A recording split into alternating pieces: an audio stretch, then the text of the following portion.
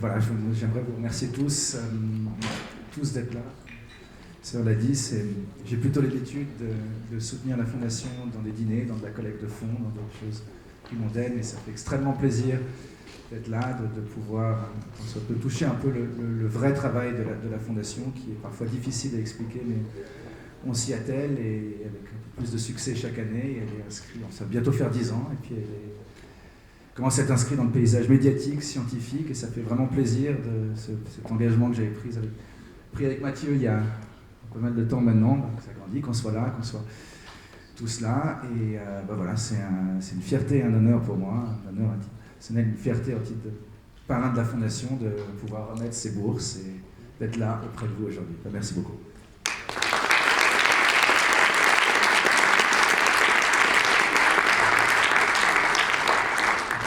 Si Jacques-Olivier Coq est là, il est là. Donc venez tous les deux, on va chacun d'entre vous dire un tout petit mot sur votre projet, qui est donc celui de Stephen Levinson. Donc d'abord un tout grand merci au nom de Steve Levinson pour la Fondation pour ce soutien important. Alors le projet en fait c'est un projet chez l'animal, dans un modèle de souris dont j'ai parlé un peu ce matin, où en fait on expose la souris à de l'inflammation périphérique. Et l'idée, c'est de voir comment cette inflammation va impacter une structure cérébrale qu'on appelle l'hippocampe. Et l'hippocampe, c'est une structure majeure pour tout ce qui est mémoire. Donc en fait, l'idée, c'est d'expliquer les troubles de la mémoire qu'ont certains enfants avec paralysie cérébrale, de voir quels sont les mécanismes et comment on peut les empêcher et les remédier. Également, merci à la Fondation Motrice, également à Olivier Beau et Pierre Gressin, sur lequel on a développé ensemble.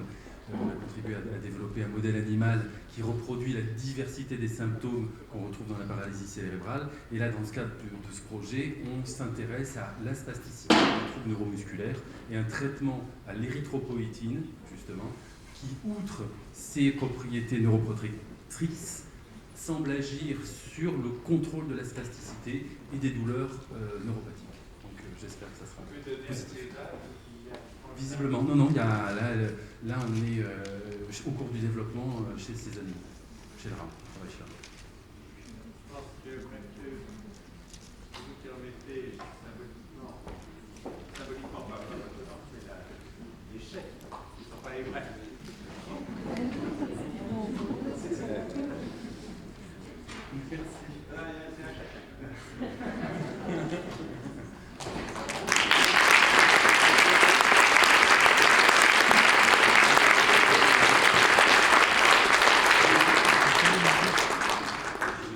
Les quatre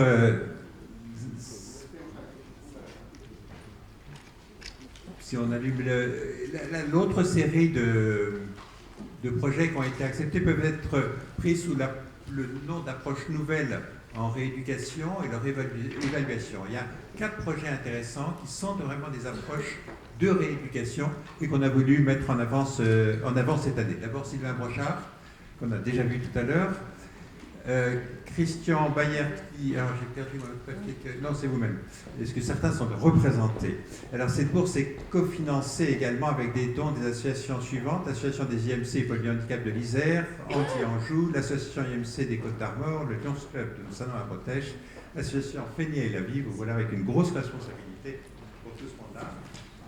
Et puis je voudrais appeler également Thierry Lejeune, son représentant, je crois que c'est une représentante de Bruxelles, qui est un prix qui est cofinancé par la CESEP, un des partenaires de la Fondation Motrice, et qui a choisi votre travail. Et puis Stéphane Armand, qui est également, je crois, représenté. Stéphane Armand, voilà, c'est ça, excusez-moi, je cherchais, qui est de Genève. Donc il y a 2 prix qui sont hors France. Je passe la parole au premier que j'ai désigné. C'est une étude sur l'équin de l'enfance et les enfants qui marchent sur la pointe des pieds. En fait, on observe qu'il y a un taux de récidive très important sur l'équin, et on ne comprend pas très bien les mécanismes de récidive de l'équin. Donc on a décidé de mettre en œuvre une étude qui permet de comprendre comment les muscles, les os et le cartilage sont atteints en cas d'équin unilatéral chez l'enfant. Et pour ça, on va utiliser quelque chose qui est unique en Europe en ce moment, qui est une IRM dynamique. Et je vous invite à aller voir le poster qui est là-bas. Et ça permettra de faire bouger les chevilles des enfants et de voir comment, à l'intérieur, les muscles, os et cartilages s'activent. J'espère que de là, on comprendra les mécanismes et qu'on améliorera les chirurgies et les rééducations adaptées. Merci. Question Bayet. Donc nous avons fait aussi une première étude sur l'équin chez l'enfant marchant, sans aide de marche.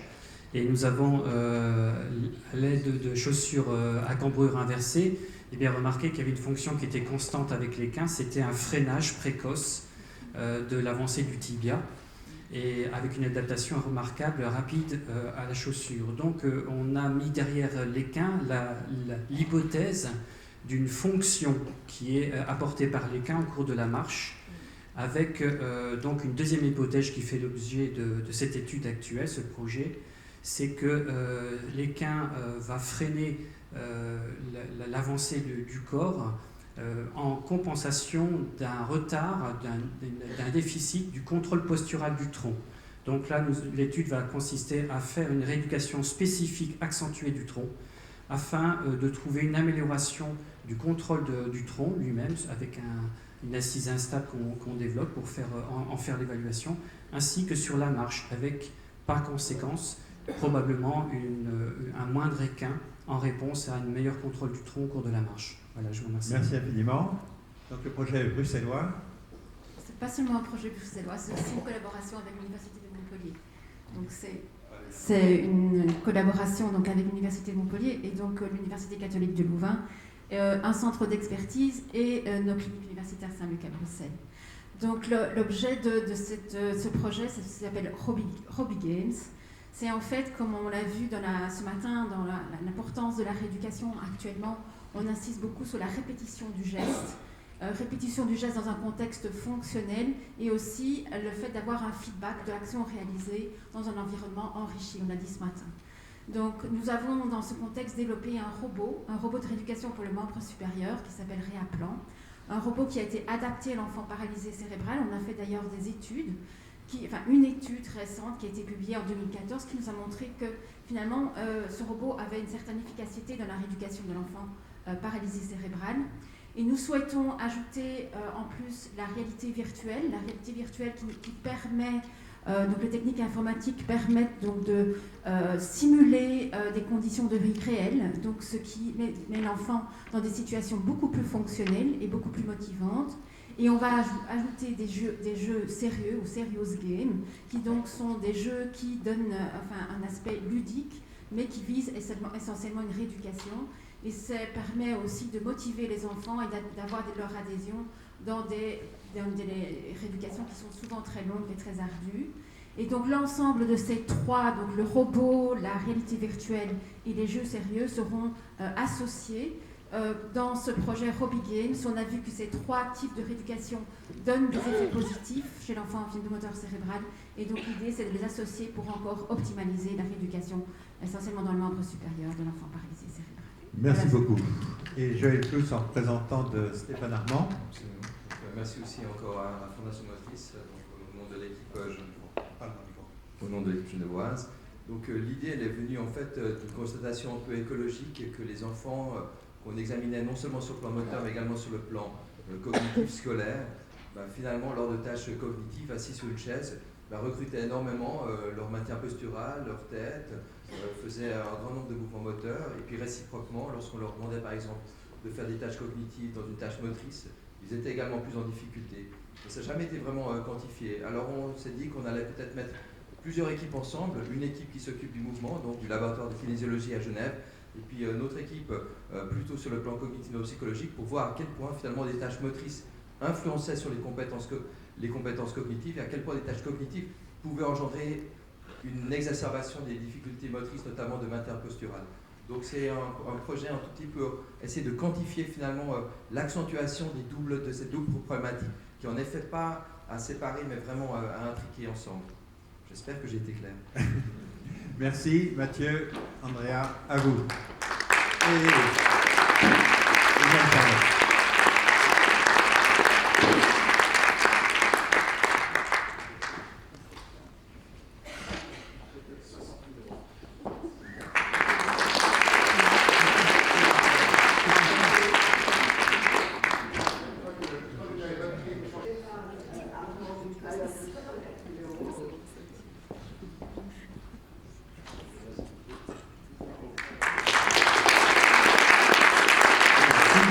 Et puis un autre chèque d'une valeur de 35 000 € au professeur Christian Béat.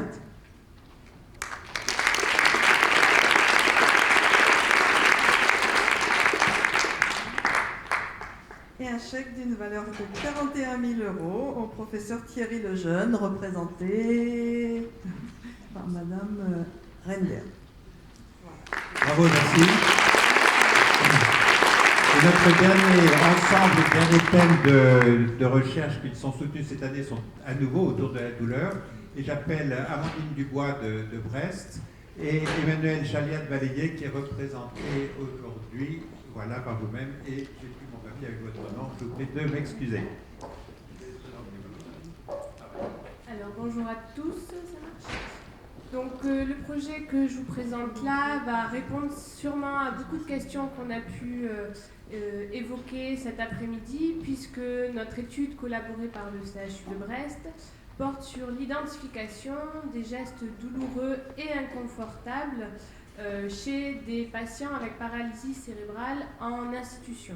Donc le but, c'est d'identifier clairement les gestes les plus douloureux et inconfortables du point de vue de la nature du geste, de l'intervenant qui le fait, d'identifier également des facteurs de risque, donc l'âge du patient, l'autonomie du patient, et des facteurs de risque liés au geste comme j'ai dit. Et l'objectif sera aussi de proposer un outil d'évaluation de la douleur continue, de la douleur continue en institution pour les professionnels. Voilà, donc j'espère que ce projet pourra être mené à bien, puisque je pense qu'il va répondre à beaucoup de questions évoquées cet après-midi. Merci.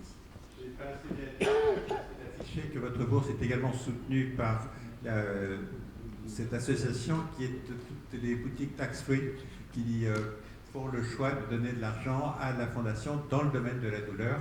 Et c'est votre dossier qui a été choisi dans ce thème-là. Votre dossier, on va tâcher d'avoir votre diapositive si tout va merveilleusement bien.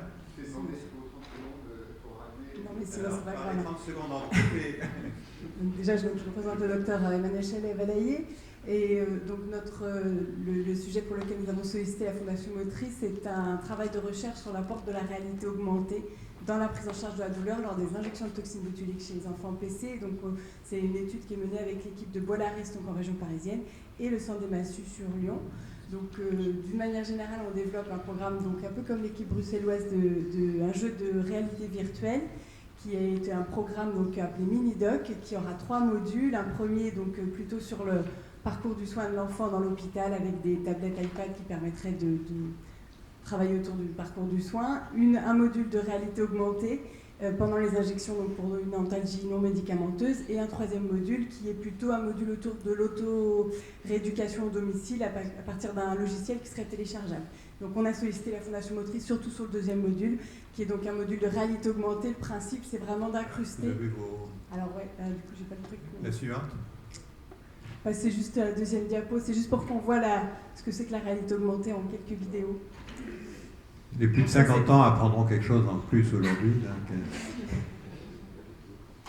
Donc ça, c'était la présentation du... Voilà. Et donc du coup, la réalité augmentée, c'est incrusté de façon réaliste, ce qu'on appelle des objets virtuels, dans une séquence d'images réelles. Donc vous allez voir, ça va apparaître.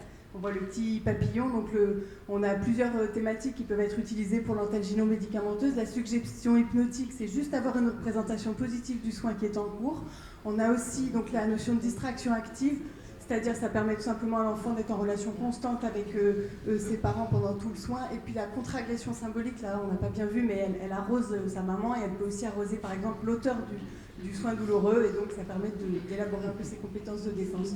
Donc l'objectif de l'étude, c'est une étude randomisée avec inclusion de patients PC dans les 2 centres, et donc bien sûr la même stratégie habituelle pour l'antalgie, et puis juste pour la distraction, ce module donc VS-FanciPi versus protocole plus classique.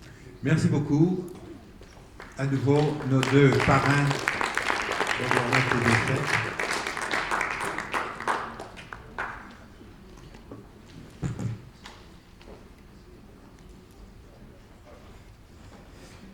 Alors, c'est le prix de la Fondation Motrice TFWA, le docteur Amandine Dubois, pour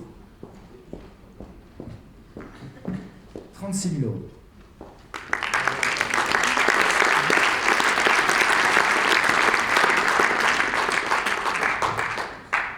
Et alors, en ce qui me concerne, un chèque de 37 000 € pour le docteur Emmanuel Chalat-Valayer.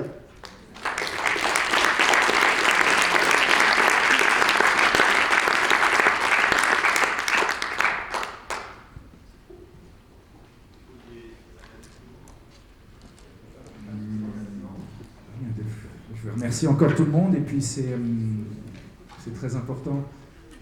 Ces réalisations de projets de recherche, comme je le disais avant, c'est parfois compliqué d'expliquer tout ça et ce qu'on fait, ce que la Fondation essaie de faire à certains donateurs, et on voit que ça évolue, on voit que ça avance, on voit que c'est des projets qui ont des implications concrètes aujourd'hui pour les enfants de réalité augmentée et autres, et c'est très important au moins pour nous, leveurs de fonds. Et voilà, je veux juste remercier encore, et très, très fier de toutes les avancées de la Fondation Motrice et de ce qu'elle a pu faire. Merci à vous tous.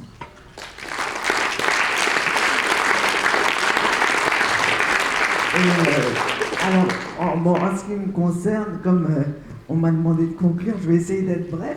C'est un défi avec moi en ce qui me concerne, mais déjà je voulais remercier Andrea pour tout ce qu'il a pu faire pour la Fondation Motrice, avec toute sa famille aussi qu'il ne faut pas oublier, et puis l'ensemble des personnes à Monaco ou ailleurs qui ont su faire une place à la Fondation Motrice. Alors, juste pourquoi c'est important de faire de la recherche? Parce que c'est ce qui va permettre, alors qu'on soit adulte ou enfant avec une paralysie cérébrale et des troubles associés, c'est ce qui va permettre de faire qu'on puisse mieux s'insérer dans la vie de tous les jours, dans la vie de nos sociétés, hein, quel que soit le pays où on est d'ailleurs. Et puis, comme on a tous le droit, on a tous les mêmes droits, la même dignité humaine intrinsèque du fait d'être des êtres humains de même valeur, je pense aussi que c'est important de jamais oublier que la recherche, elle sera utile si elle peut se concrétiser en termes de politique publique, et que donc, même si d'un côté il faut faire de la recherche, il faut aussi que de l'autre côté, les pouvoirs publics aient envie de pouvoir accompagner pour qu'il puisse y avoir les fruits de cette recherche qui soient mis à jour pour le plus grand nombre, aussi bien dans nos pays en Europe ou aux États-Unis ou ailleurs, mais aussi à jour peut-être dans les pays un peu moins développés où il y a, je pense, beaucoup à faire, et un jour il faudra bien qu'on s'y attelle, mais on verra ça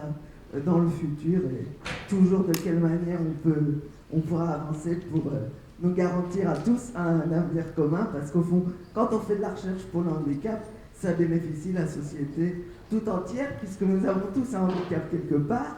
Moi-même, j'ai été nul en maths, hein. Bon, c'est peut-être lié au handicap, mais c'en est un autre, j'ai été nul en maths, et puis on finira tous par grandir et avancer ensemble. Merci beaucoup, et puis à demain matin.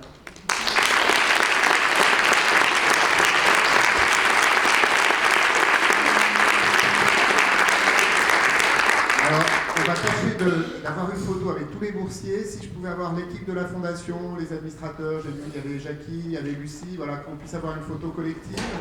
Et pendant ce temps-là, le temps que l'équipe de la Fondation, Pierre-Guy, Nathalie, Maria, Lucie, Jackie et d'autres que je ne cite pas, viennent rejoindre les boursiers pour avoir la photo de groupe, je voudrais vous dire que vous avez sur les stands ou dans ce qui vous a été remis, le numéro spécial consacré à Perception, Action, Communication and Environment, le projet PACE, qui a donné lieu à une réunion spécifique fin 2013 et pour lequel il y a un numéro spécial qui vient de sortir et donc qui est à votre disposition. Ça n'a pas été évoqué ce matin puisqu'il y avait déjà eu une réunion spéciale sur ce sujet, mais voilà, vous trouverez ça. Et si on peut avoir tout le monde sur la photo, on serait content. Donc merci beaucoup à vous, on fait une photo de groupe.